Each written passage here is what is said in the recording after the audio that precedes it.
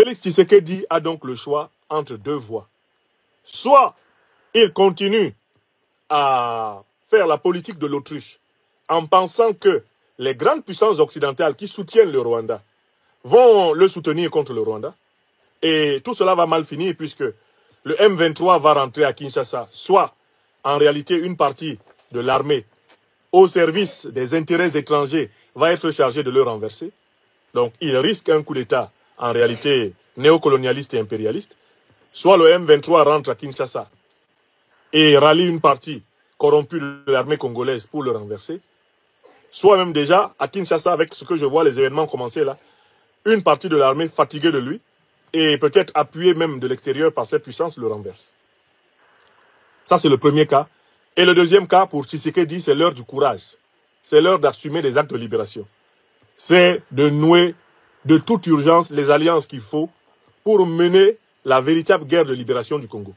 Ces alliances, il doit chercher à les nouer fortement avec le Zimbabwe, avec l'Angola, avec l'Afrique du Sud.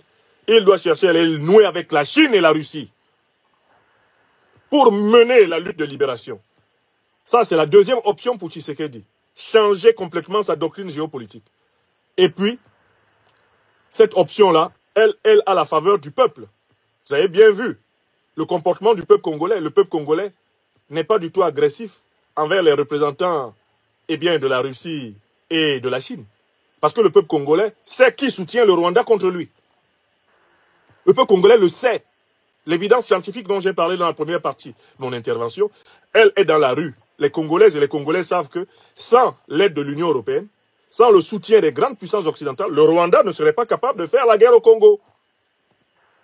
Alors, par conséquent, la République démocratique du Congo ne peut pas compter sur l'Occident pour combattre le Rwanda. Elle doit donc changer le système d'alliance. Et si Tshisekedi ne le fait pas, il sera renversé.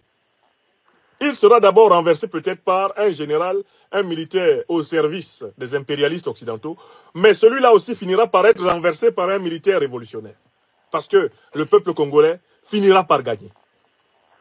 Des Congolaises et des Congolais qui aiment ce pays finiront par gagner. Parce que cette arnaque qui consiste à payer des mercenaires étrangers, supposés combattre pour protéger Goma, et qui se retrouvent en train de faire ami-ami avec l'armée rwandaise, cette arnaque, Félix Tshisekedi, en fait, elle est de nature à lui valoir un bon procès pour haute trahison. Ce type mérite un procès pour haute trahison. Parce que ce n'est pas faute d'avoir été prévenu. Ce n'est pas faute d'avoir été averti. Tshisekedi a reçu, de par le monde entier, des analyses lui disant qu'il faisait une fausse politique. Une politique mauvaise pour le peuple congolais.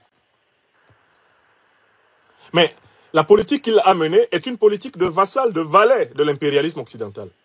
Et s'il continue à la mener, il va y laisser les plumes comme Mobutu. S'il continue à la mener, il va y laisser les plumes comme tous les serviteurs, comme les bongos. Il va y laisser des plumes. S'il continue à la mener, il laissera des plumes comme Saddam Hussein. Toute politique qui consiste pour toi à défendre les intérêts des puissances étrangères contre ceux de ton peuple est une politique qui fait de toi, à la fin de ta vie, d'une manière ou d'une autre, un homme rejeté dans les poubelles de l'histoire. Et ça, il faut qu'on le dise clairement à M. Tshisekedi.